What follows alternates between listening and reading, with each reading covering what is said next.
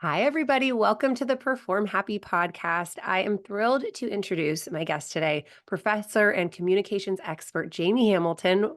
She is with us today because I have been internet stalking her for now, I would say, a couple of years, and taking information from her amazing TikTok feed, her Instagram, that is basically teaching kids how to deal with bullying, which is so needed. Jaime, welcome to the show. Oh, thank you for having me. What a pleasure. I'm so excited to be here.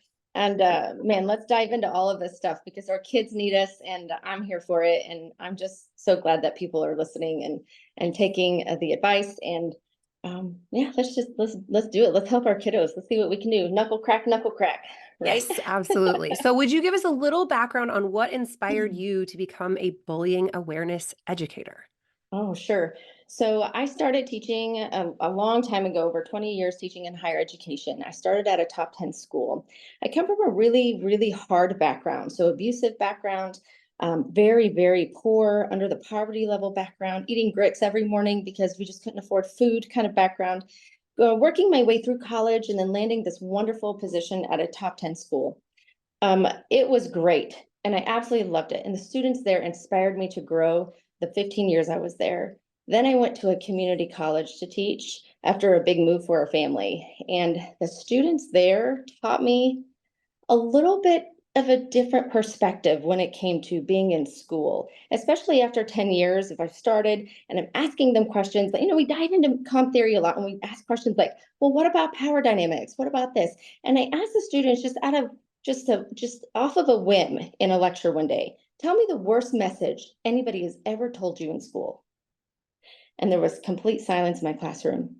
And one student raised her hand and she said, go kill yourself. And I went, oh, wow, we're starting off with a bang, literally. Let's just deconstruct that a little bit. And I thought, after that conversation, talking about one up, one down, one across messages, and how we could use those to help in bullying awareness and just bullying situations in general, I went home and I thought, you know what, we have a lot to offer in our field. And we need to offer it. We can't keep it inside the doors of academia anymore. This research has been done decades ago, and we are just sitting on it. And it just takes somebody to say, hey, let's put it in the context of our kids in a bullying context, and let's just see if it works. And wow, amazingly, it works. Not in every situation. Human behavior is unpredictable at best, right? So I took all of those messages, we wrote them up on the board that day at the university or at the college, and I just sat there after they were done and I just looked at all of these messages and I thought to myself, what would I do if I were a kid and somebody told me to go kill myself in the awful family situation that I was already in? It wouldn't have taken much. And so I thought, how do we arm our kids with the right words? Now, physical defense is one thing, right? If you're being hurt, physically touched, you need to come at them with some physical defense for sure. But if you are being attacked with words, why can't we use words to reduce or to neutralize the power? And so that's what I did. I took all of their comments, I wrote them down, and I started researching the power dynamics and relationships in our field. And I pulled very specific power dynamic theories, and we meshed those together, my partner and I, and we just kind of created this wonderful tool that we can share now with our students so that they have power. And so I had them practice, right? So I had them come up in front of the room that day and I said, okay, let's practice. You tell me to go kill myself. And she's like, oh, really? And I was like, yeah, I want you to be mean, right? And she goes, go kill yourself. And I looked at her and I said, no, thanks. I enjoy living. And she went, eh, eh, eh. Oh, okay. And I'm going to sit down now. And she sat down. And I said, you see, what happens is we don't walk away. We give them a response, but we don't give them a response that fuels their need to be more dominant than you. So you declare who is dominant in the situation based upon your response, not the person who is sending the message. And they were like, and this is straight up research from relational theory. It's never been done in kids with bullying, but it has been done in marriages and relational theory. or relational communication theory. And so I thought, why wouldn't it work with bullies? And it sure enough does very, very well. My daughter was told to go kill herself last year. And you know what she said? No, thanks. I enjoy living. And she walked on with her life. And it gave her confidence. And that is just one of many neutral messages. We have several kind of messages to share with our kids today.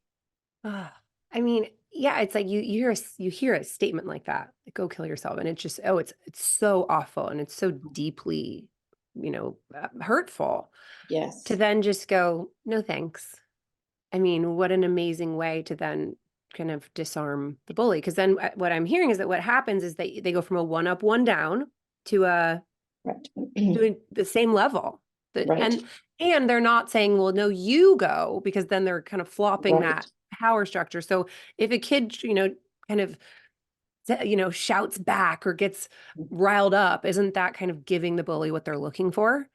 Yeah, so you're exactly on the right track. So a one up, one down, and a neutral message, I'll explain them. So a one up message is a message that is domineering in nature. And so if I say something like, you're stupid, right? That is a domineering message. It is designed to make somebody feel less than the person who is speaking. Now, that person, the bully, is not considered dominant. They are sending a domineering message, but they are not considered dominant unless the person responds as if they are dominant. So if the person responds with, no, I'm not, you're stupid, that now puts the bully in the position of dominant. It also puts the receiver, the bully, the victim in this case, as the person who is trying to become dominant. So it becomes a one up, one up, one up escalation and will eventually end in either a physical altercation or a more volatile verbal altercation. What we want to teach our students to do is do a neutral message. We'll talk about that in a second. But a lot of even my students, my kids, brought home a little pamphlet that said, "What to do if a bully is bullying you?" And it says, "Turn around and walk away." And I'm like, oh, "Don't walk away from a bully unless you feel like you're in physical danger. Never walk away from a bully initially." And so I always tell my students and my kids, it's really important that we not do a one down message. And a one down message is anything that is seen as submissive. So if you accommodating, if you agree, yeah, you're right, I'm totally stupid. One down message. If you just don't say anything and you turn around and walk away, that is an act of submission non-verbally, and you are seen in that case as a dominant or as a submissive message. And the bully then is seen as a dominant character in this space. And so what we want to do is teach our kids, number one, what are one-up messages, right? When you come at them and trying to defend yourself, no, I'm not, you're not, you're stupid, you're stupid, no, you're not, your mom's stupid, you're not, whatever the case is, right? And then we want to also teach them what one down messages are, just walking away or just giving in or saying, okay, whatever, we want to teach them what it looks like to have a one across message. And what a one across message does to a person who is sending a domineering message is it said, I'm not going to fight back with you because I don't think that you're dominant. I'm actually just going to respond in a way that you can't come back at me with another domineering message. And so, you're so stupid. What would be the response would just be, nope, and then walk away. Like it's a one word response. It's not hard, but it actually does so much to the character and to the neural pathways, if you will, in a person's brain, in a kid's brain, for them to actually say something out of their mouth to a bully that's not going to get them to continue onward.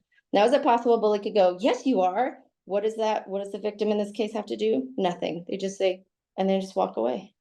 You never initially walk away ever. Once you have said your piece, all you have to do is take one step into the space of the bully in that sense, and then you can turn and walk away. Chances are they won't do it again, or they'll do it very few times. Okay, now I'm thinking of a situation where a coach is saying something to, a 10-year-old that's like, I have heard things that kids have reported back that coaches have said, like, if you can't pull it together, you're going to be flipping burgers. You are worthless. You are, like things like that. So if this 10-year-old hears this out of their, authority figure coach, what would you recommend as a response in that scenario?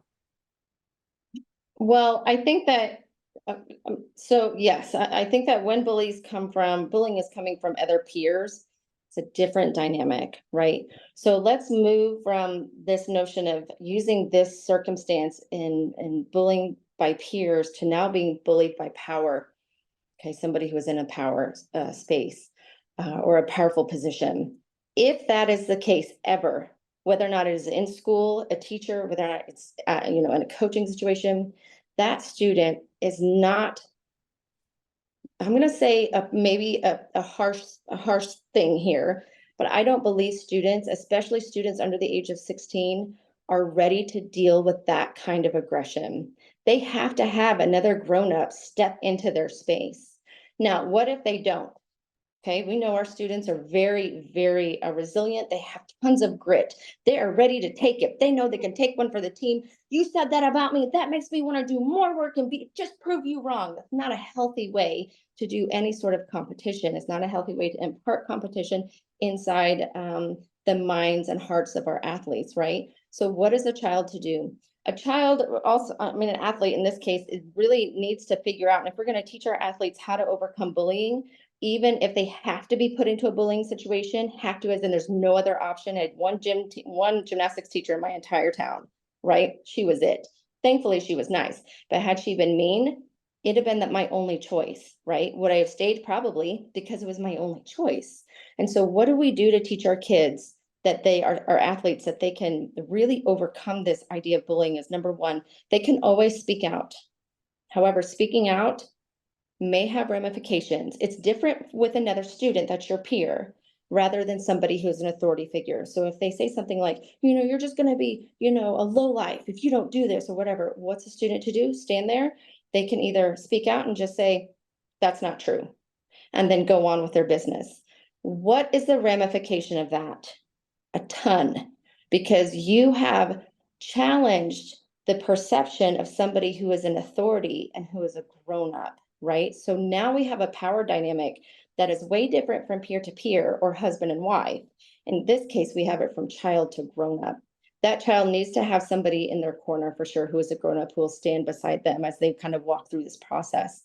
If they don't, they're always welcome to say that, and they'll know there are ramifications to that. Most kids choose not to say anything because of the fear of the ramification. In this case, they have to know this is inside their brain, okay, and in their heart. They really need to know who is in their circle of trust. And when I talk about the circle of trust, I love Meet the Fockers. I think it's a great film to kind of come back to this notion of the circle of trust, right? I define it as the people who can tell you the truth about who you are as a person, period. If your coach is saying negative things about you like that, then they are not in your circle of trust. It takes a pretty big person in a small body with our student athletes when they are given messages like that to recognize, yeah, you don't matter in this case because you're not in my circle of trust. So clearly you're just talking out of your head, like you're just being mean, and I'm going to go on doing what I'm doing. It takes a very resilient athlete to do that. Can they do it? Yes. Do they need to be taught how to do it? That would be great. Right? Some kids naturally come up with that after being abused for so long, but a lot of kids need to just be taught, listen, your teacher isn't always going to be great. If your teacher says something mean to you or your coach says something mean to you, you have to know in your mind, is it true? And if you say, no, it's not true, then let's move on with our life. If you really believe what they say is true, then we have another conversation.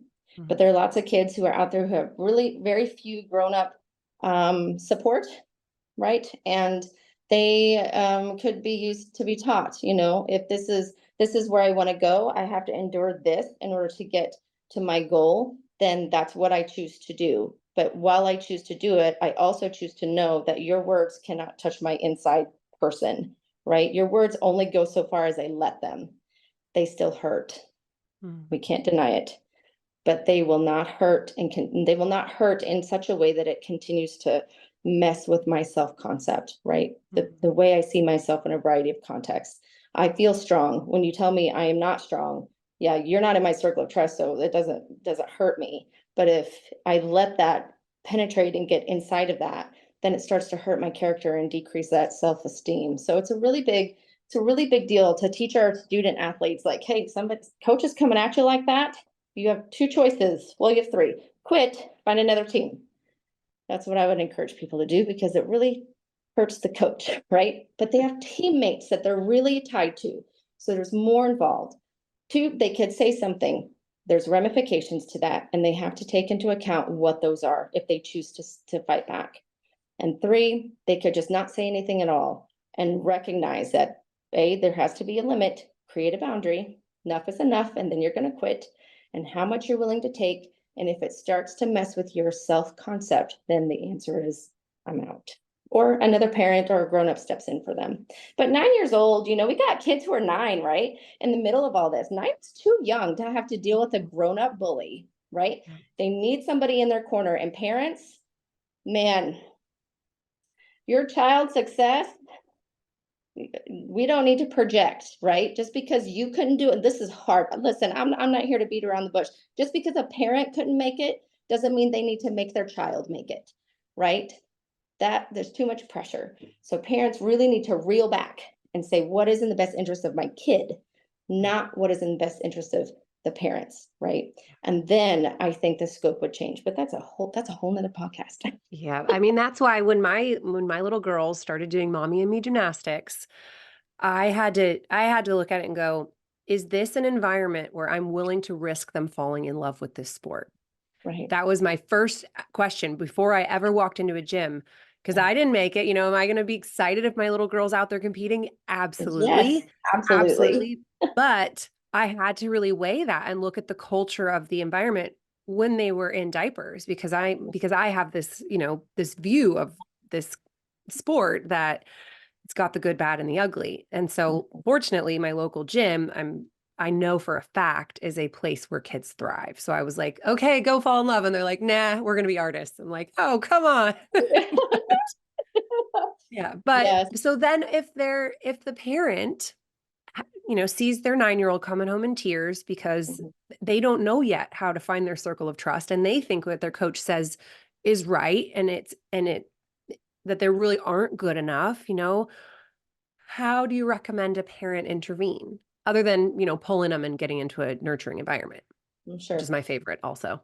Right. Yeah. Yes. And so I came from the smallest town, I feel like, in southern Missouri. There's only like one option, right? There's only one Mhm. piano teacher. When they left, nobody took piano. It's one gymnastic, like there was no dance, like But yes, what does a parent do? If your kid is coming home, listen, you just have to advocate. A lot of parents are afraid that they're going to ruin the futures of their kids. Listen, I'm a college professor, 20 years plus. So many kids come to me, used to have done that, don't care about it, want to pursue something different. Just because they're 9 and they feel like they want to do this for their whole life doesn't mean that in 10 years, when they get to be a freshman in college and trying to figure out what they want to be while they're doing that same sport, they wash it out and they want to do something different. That is okay, right? So I think when a parent sees that a kid is struggling, but this might be their only opportunity to really make it, right, as a professional Olympic gymnast or figure skater, whatever the case is, that we have parents who are willing to say your mental health and your safety, your feeling of safety is more important than you becoming an Olympic gymnast.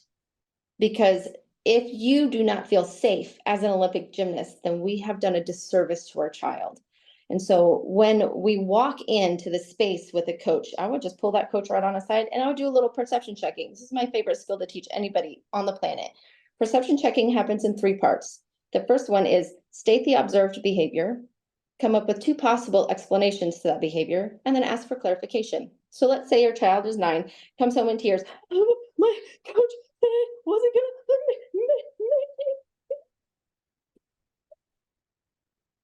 right. I mean, I've been there, I've been in gyms, I know what they're doing, right? And there's something mean, they proceed as mean. A parent walks up to the coach and says, I noticed that my child has been coming home from practice in tears. Is it because she is struggling with the physicality, or is it because she's being told things that are decreasing her self-esteem? Can you help me understand what's happening? Because it's not worth my 140, 160, $200 a month to send my child to have them come home crying. I want them to succeed. Help me understand.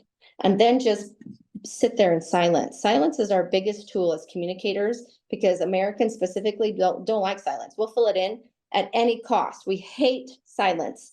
If there's silence, it means there's something wrong, which is not true, but that's how we perceive it. And if you just sit there and look at that person, look at the coach, and have them just talk, right? Then you'll get to the bottom.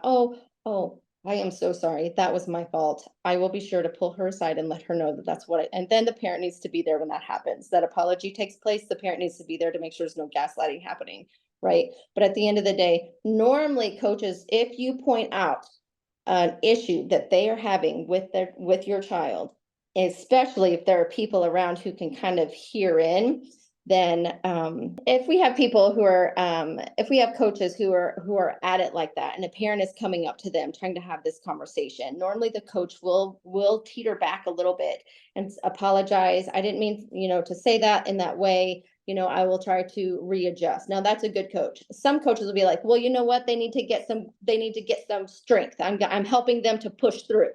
Well, we don't need to to make somebody cry in this way, to have them push through. We know that sports is hard. You hurt yourself, you push yourself. Kids weirdly don't have to have a lot of push to push, right? They're especially our Gen Alphas, good grief, they push themselves. I mean, they're like the next Gen Xers, I think, honestly, right? We don't need to be pushed. I'm a Gen X person. You just tell I'm harder on myself than anybody could possibly be. I think this is the same is true for most of our Gen Alphas, and so when we're taking a look at how to approach a coach, I would do that. You could do it in a variety of ways. Hey, listen, I've noticed that my daughter is struggling trying to stay on the balance beam while doing a cartwheel. So is it because she's having a hard time with like dexterity and just understanding like balance? Do you think there's a problem with like the imbalance happening on a brain side of things, like with her sight, or anything could be happening, physicality? Or is it because you think that she might not be ready for what you're doing? Tell me what's going on. Now, that is a way to approach it with just a physical observation, right? You could come at it in a variety of ways. What you never want to do is use you language. You are saying this to my child. Explain. Immediate defensiveness. Use I language or we language. I've noticed X, Y, and Z. This is what I think is happening. Now, perception checking is key because what happens ultimately is that it allows for the person you're talking to correct your perception. And they love that. People love the opportunity to correct somebody's perception, and it reduces conflict. It increases the understanding between two people, and it helps somebody to correct their behavior without actually telling them to correct their behavior. So I would encourage parents to definitely use that tactic. Awesome. Okay. Now I was a coach, and there were girls on my team who, unbeknownst to me, were having struggles. Somehow I did not see it. I did not know that one girl was bullying another girl. No clue for months, apparently, until the parent came to the head coach and told us about the situation. And then I was like, whoa, no way. And I started monitoring it, and I started to notice that it was happening. Are there any suggestions that you have for coaches to kind of keep an eye out for certain behavior patterns or things, so that it didn't take, this major thing to then open my eyes to what was happening on my team? Do you Yeah, have any red flags or suggestions to just create an environment where it doesn't happen or it's caught easily? yeah, there's one proactive thing that coaches can do across the board, and that's to just talk about it. Talk about it, even if it's not happening. Talk about it as if it is happening. So if, for example, you have mean girls on your team, and coaches don't know because coaches are busy. We don't see everything, right? And mean girls are mean on text, right? They're mean on other kind of group chats. They're mean in all sorts of ways. So if I were a coach and I had a team, and there's, unbeknownst to me, maybe some things going on. We have that actually in our cheer, a lot of our cheer schools, like our cheer squads here in Utah. Tons of internal bullying within the cheer squad. If I were a coach, I would pull them aside and I would say, this is what bullying behavior looks like. Do you see this text? And I would just make something up, right? Don't pull it out from anybody's phone. Don't pull an example from somebody. Make it up. You're so lame, all this stuff. No, she needs to be more, I would just say, this is a message, this is a message, this is a message, this is a and I would show them all. And I would say, these are not okay. Now, what happens when you set the standard as a coach, that is huge. I would say, these are not okay. And I don't care how talented you are. I don't care if you're a bass or you're a flyer. I don't care if you're the best gymnast on this team. I don't care if you're off on a gold medal in an Olympic round. If you share these type of messages, that is not the character that we're going to put forth on this team. And they will go, And I guarantee you, and I mean, if I were a bunch of teenage girls, right, on a cheer squad, I'd say, and I would appreciate any whistleblower. And trust me, your parents know what you're doing on your phone. I will happily get in contact with them, right? I know your parents, right? Kind of thing, because they're still children, kids at school. And they'll be like, oh, okay. And then I would flip it and I'd say, how do we change it? I want to see this message. You can do it. What can I do to help? Right? Is there anything that I can be a part of? Right? Let's get together after school and we'll help do this and I'll help you do this, or you can do this, or we can do this together. So then what happens is the coach sets a clear boundary of the messages that are expected. And they also provide examples of positive messages that is expected. And so in this case, I would say it even if it's not prevalent. Like I would catch it at the beginning. If I were a coach on a first time team and I had a team coming in, they were all new, I'd be like, hey, how are you doing? We get to know each other. And then that second day, this is what is not expected, right? This is what's expected. Now, what happens if you have all this bullying happening, right? And this catty behavior and this mean girl behavior on a squad? A coach finds out about it. Okay, that's hard because then you have parents involved. You have kids already involved who are already hurt. So now you have to pull the people aside. You have to deal with the hurt. And then you say, we are going to have a team meeting about what to do in these circumstances. I'm not going to point you out by person, but we're going to have a generic team meeting. And then I would work on from that point, encouraging in a team construct, encouraging a project or, some sort of activity that encourages sharing positive messages to each other.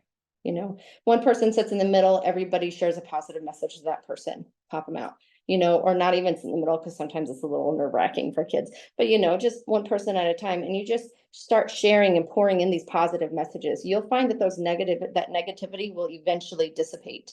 It just doesn't stand a chance in the way of positive. So what I would such a recommend. great visual. And I think every team should do this at the end of season anyway, just to love each other up and build that trust within the team. Yeah. Okay. For sure. Now what about bystanders? If you're in the observation room and you're a mom and you see a couple of moms like having some snide comments or whatever, what's the role in that situation? Somebody is putting somebody down and you're there. Is there anything that you need to do as a bystander? Or if you're at the chalk box and you see someone picking on somebody else? So we'll do this in two parts. One, listening to other parents degrade other students that probably are not even their own kids, right? And then we'll move on to what to do if you see a student who's being bullied. Okay. Now remind me because I could forget the second one. So if I'm a mom, and let's say I'm sitting on the bleachers, I'm watching the kids do their meet, right? And I hear a couple of other moms slagging off other students, right? And listen, moms have to be tenacious. Moms also have to have some level of strength and grit, right? And we can do that. If in the face of our children and they being on a team that's collective in nature, we're not individualistic in nature necessarily if we're on a team, right? There's a certain level of individuality, but we are really collectivists and we're really working and operating as a team. So I would do, now this is a personal note. I'm not saying that everybody should do this, but if you have it in you to do it, it has to be called out, right? So if it were me, and I have done this twice, okay, understand, I'm not speaking just out of fun. I would walk up behind and I would sit right behind those two moms and I would just lean over and say, I can hear you. And then that's it. They stop. It's not a one-up message. It's not a one-down message. This is what we call a statement of fact.